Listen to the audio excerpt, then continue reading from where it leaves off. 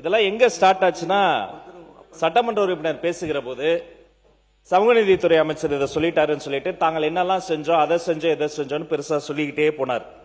உண்மையிலேயே அனைத்து சாதியை சேர்ந்தவங்களை அர்ச்சகராக்கணும் அப்படின்னு அவங்க சொல்றாங்க.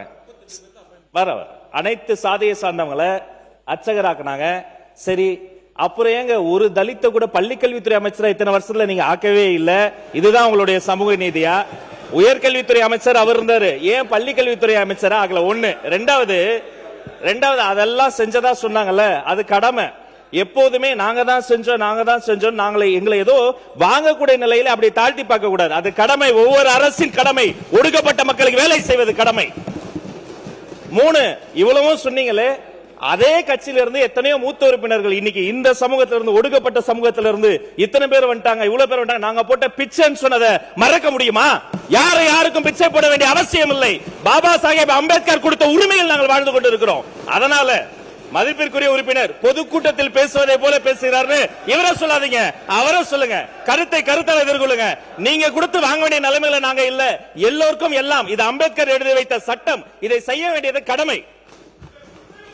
சமூக நீதித்துறை அமைச்சர் சொல்லுங்க. மாண்புமிகு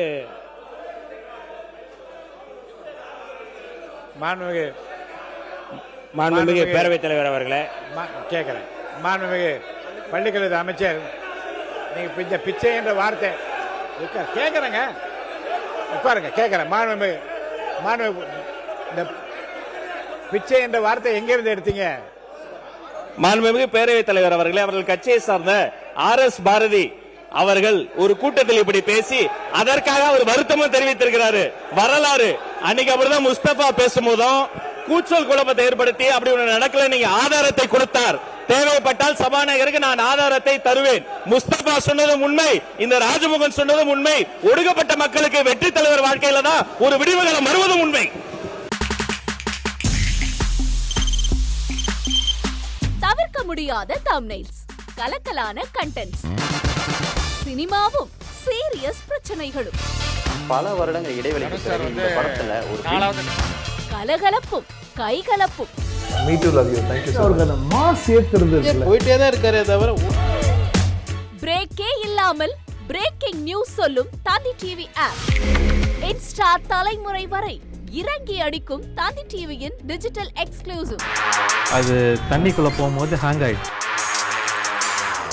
உங்களுக்கு விஜய் சார் எந்த அளவுக்கு ரொம்ப பிடிக்கும்? Of course, Malayalis are huge Vijay sir fans. ரெண்டு பேருமே ரொம்ப பிடிக்கும் எனக்கு.